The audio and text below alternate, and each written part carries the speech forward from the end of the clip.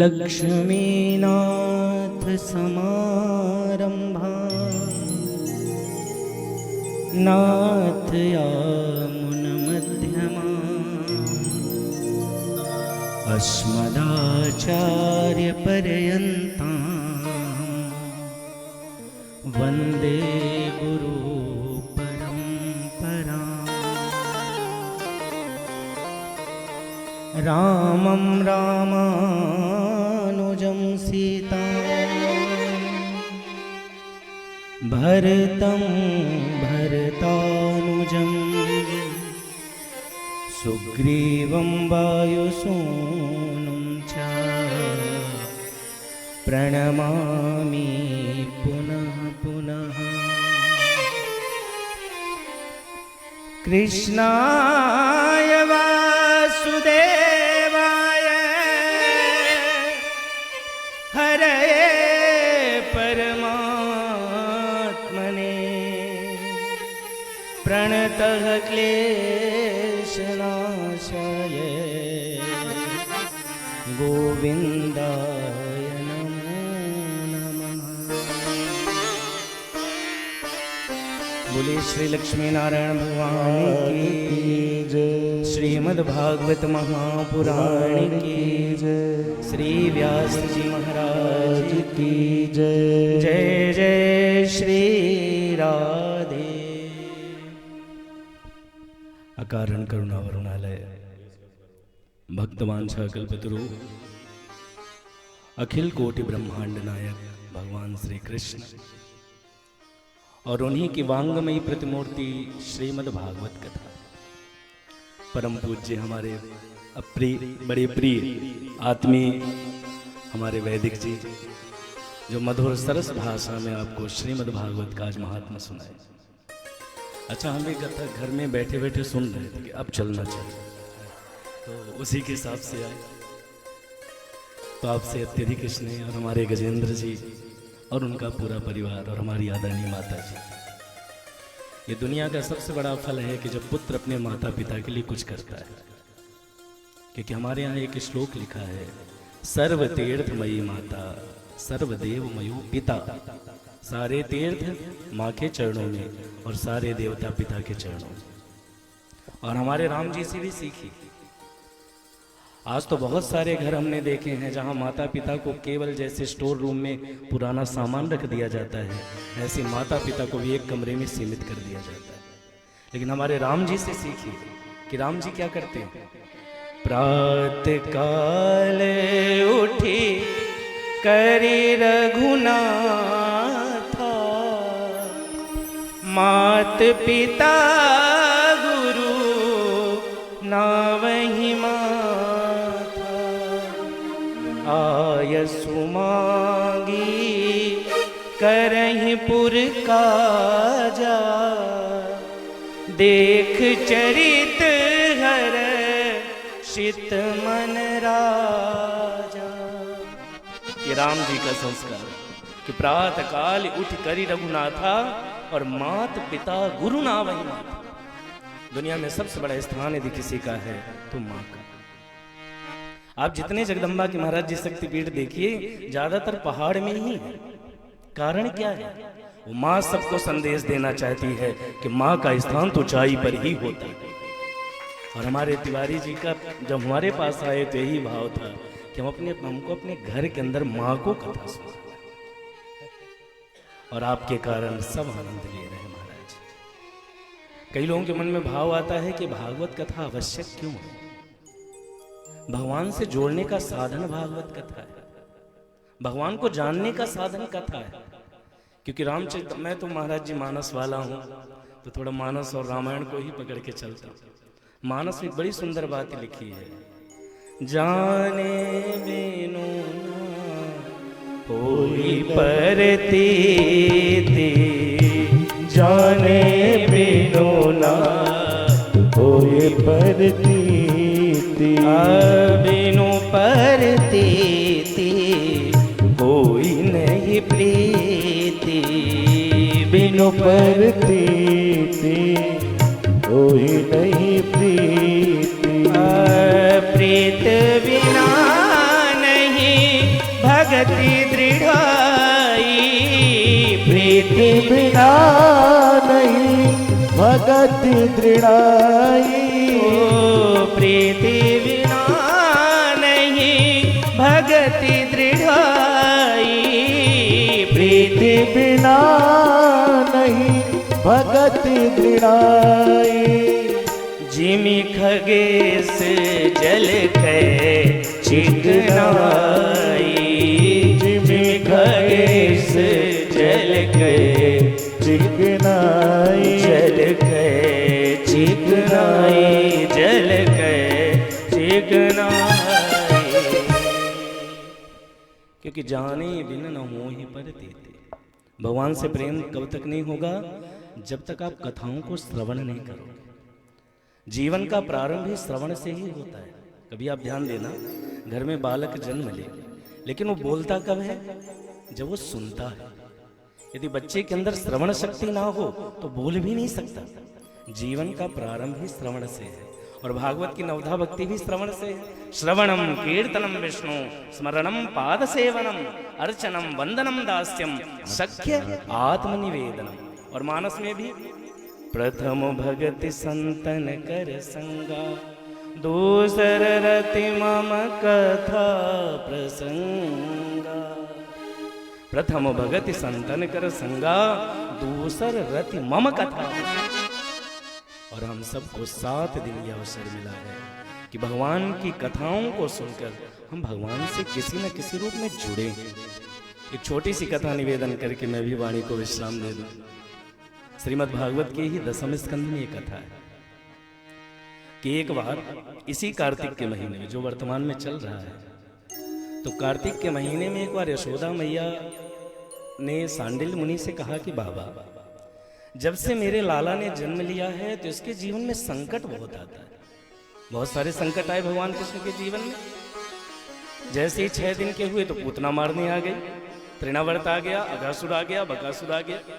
तो इसके जीवन में संकट बहुत आता है, तो कुछ उपाय बताए। तो सांडिल मुनि ने कहा कि मैया तू एक काम कर, तू एक बार यमुना में दीप दान कर। दीप दान की बड़ी महिमा है महाराज।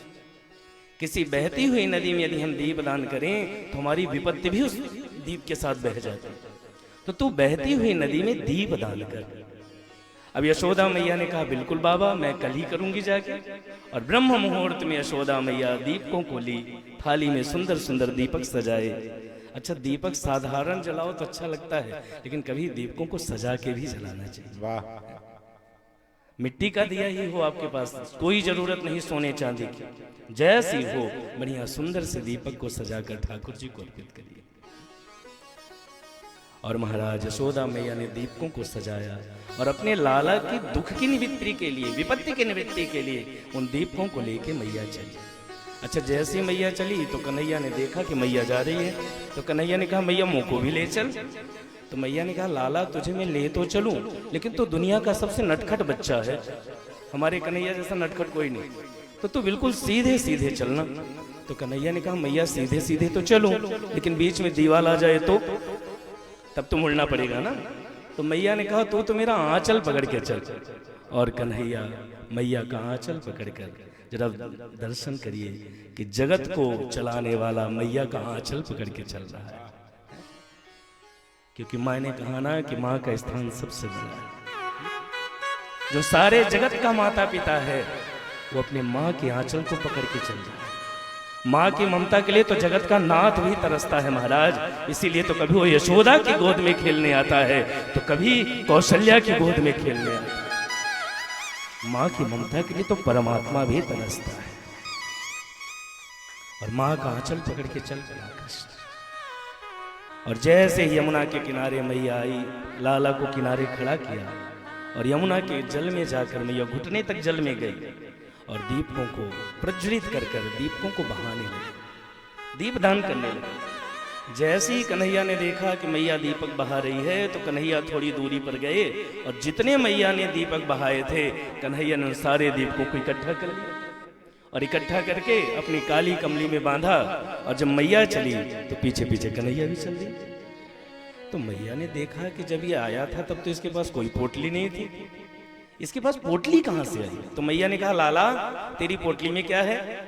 भगवान ने कहा मैया तुझको क्या करना है जान के? मैया ने कहा देख कन्हैया, शरीफ आदमी का झोला भले ना देखो लेकिन चोर का जरूर देखो, क्योंकि हमारे कन्हैया नंबर 1 के चोर हैं। लेकिन चोरी क्या किया?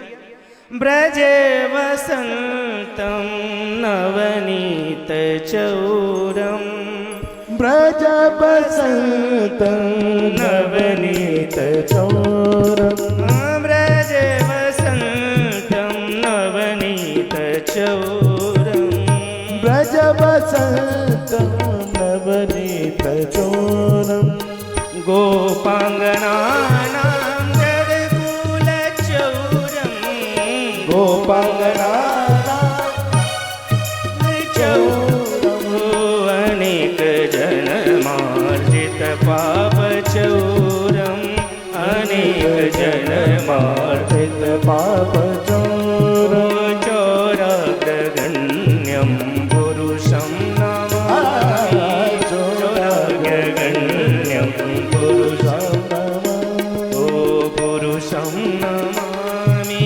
पुरुषं नमामि। क्या चुराते हैं कन्हैया? ब्रजे वसंतम नवनीत चौरम। नवनीत यानी कितने लोग समझ गए? माखन, वही बटर है? तो हनुमान क्या चुराया भगवान ने? नवनीत, नवनीत चौरम। गोपांगनानाम चदकूल चौरम, गोपियों का चित्त चुराते हैं। और अनेक जन्मार्जित पाप चौरम, अपने भक्तों के तो जन्म जन्मांतरों के पापों को भी चुरा लेते हैं। ऐसे कन्हैया। तो मैया ने कहा कि शरीफ आदमी की झोली भले ना देखो, चोर की जरूर देखो। दिखा लाला तेरी पोटली में क्या है? तो भगवान ने जैसे ही पोटली खोली उसमें छोटे छोटे दीपक। तो मैया ने कहा कृष्ण मैं इन दीपकों को बहा रही थी और तू उनको इकट्ठा कर रहा था। तब जरा भगवान का उत्तर सुनिए। भगवान ने कहा मैया इकट्ठा तो इसलिए कर रहा था क्योंकि मैं किसी को बहते हुए नहीं देख सकता। वाह, इकट्ठा इसलिए कर रहा था क्योंकि मैं किसी को बहते हुए नहीं देख सकता। तो पता है मैया ने कहा लाला दुनिया में तो ना जाने कितने दीपक बह रहे हैं, ऐसे ना जाने कितने दीपक दुनिया में बह रहे हैं, तो किसको किसको इकट्ठा करेगा? तब भगवान ने हाथ जोड़कर कहा मैया सबकी जिम्मेदारी तो नहीं लेता, लेकिन जो बहते बहते मेरे पास आ जाएगा उसको तो मैं किनारे लगा ही दूंगा। जो किसी रूप में परमात्मा से जुड़ जाएगा उसको परमात्मा किनारे लगा ही देता। तो हम उससे जुड़े तो सही। और ये कथा केवल और केवल उस परमात्मा से जुड़ने का साधन ही है। हम जुड़े तो सही किसी भाव से। कथा को तो हमारी गोपियों ने अमृत कहा है महाराज, है? तव कथा अमृतम तप्त जीवनम कवि विरीडितम कल्मषापहम श्रवण मंगलम श्रीमदादतम भूवि गुणंति ते भूरिदा जना। श्रवण मंगल, कहने वाले का मंगल, हम जैसों का मंगल होना हो ये तो राम जी जाने, लेकिन सुनने वालों का मंगल अवश्य होगा। सुनने से ही मंगल होगा, श्रवण मंगल। इसलिए हम सब 7 दिन तक नियम पूर्वक महाराज जी की अमृतमयी वाणी के द्वारा ये लाभ लेंगे। हमारे संगीतज्ञ बंधु, हमारे अमित जी। अच्छा, हम दोनों का कभी संयोग नहीं बन रहा कि हम भी साथ में बैठे, लेकिन कभी ठाकुर जी ने चाहा तो जरूर साथ में आएंगे। लेकिन आप सब के हृदय में बैठे उस परमात्मा को प्रणाम, और आपकी भक्ति दिग दिगंतर तक बढ़े, उनके चरणों में स्थान मिले, बस यही तो है। यही प्रार्थना करूं। और एक प्रार्थना जो मैं हमेशा कथाओं में करता हूं, हमेशा एक भाव को गुनगुना देता हूं। गा दूं कि रहने दूं? बिल्कुल जैसा गाइए। मेरी और मोहन की बातें ये मैं जानूं या वो जाने, मेरी और मोहन की बातें ये मैं जानूं या वो जाने, मेरी और मोहन की बातें ये मैं जानूं या वो जाने, मेरे और मोहन की बातें ये मैं जानूं और वो जाने, ये मैं जानूं या वो जाने,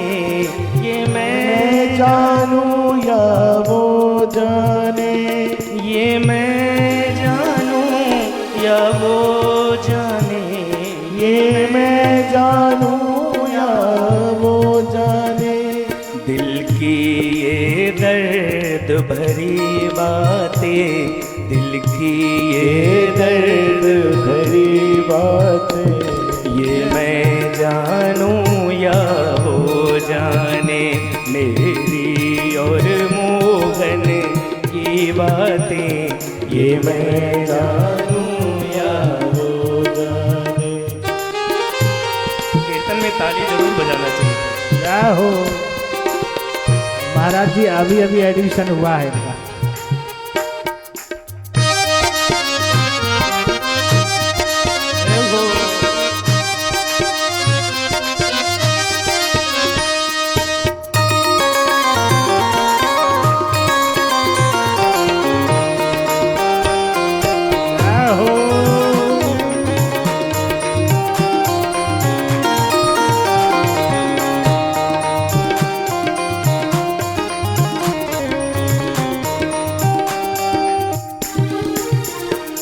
ना हंसता हूँ ना रोता हूँ, ना हंसता हूँ ना रोता हूँ, ना हंसता हूँ ना रोता हूँ, ना हंसता हूँ ना रोता हूँ। ये भक्ति का पहला लक्षण है। हाँ? ये भक्ति की पाठशाला में जो प्रवेश करता है तो उसके जीवन में या तो हंसी खूब आएगी या तो आंसू खूब आएगी। और मैं अपने भारत के पूज्य संतों को याद करूं, एक महापुरुष कहते हैं कि कभी आप मंदिर में जाइए और अकारण कोई कारण ना हो, अकारण नेत्र सजल हो जाएं, तो एक बात समझ लीजिएगा, जिस दिन भक्ति करते करते आंखों में अश्रु आ जाए तो समझ लीजिएगा अब संदेशा उस तक पहुंच चुका। ना हंसता हूँ ना रोता हूँ, ना हंसता हूँ ना रोता हूँ, ना हंसता हूँ ना रोता हूँ, ना हंसता हूँ ना रोता हूँ, ना सोता हूँ ना जगता हूँ, ना सोता हूँ ना जगता हूँ, ना सोता हूँ ना जगता हूँ, ना सोता हूँ ना जगता हूँ। दिल की ये दुख भरी बातें, दिल की ये दुख भरी बातें, ये मैं जानूं या वो जाने, मेरी और मोहन की बातें, ये मैं जानूं या वो। अच्छा, भगवान ने मुंह केवल भोजन करने के लिए नहीं दिया है, कभी कभी भजन भी करना चाहिए। इससे बात है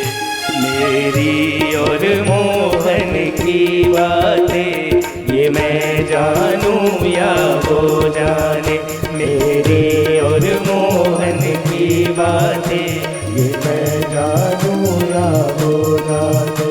हरे रामा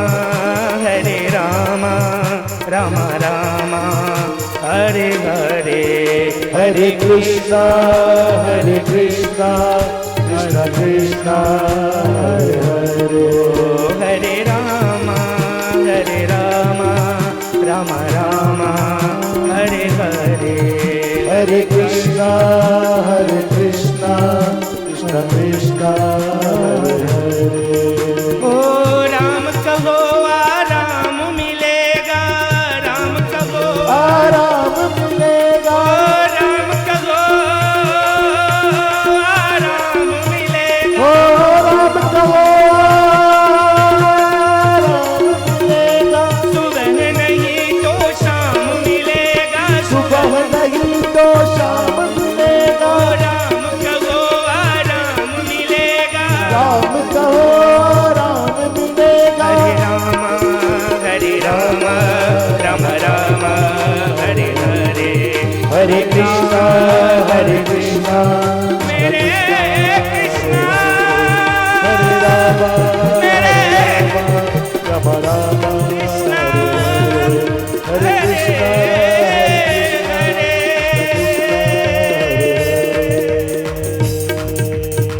जय जय श्री राधे।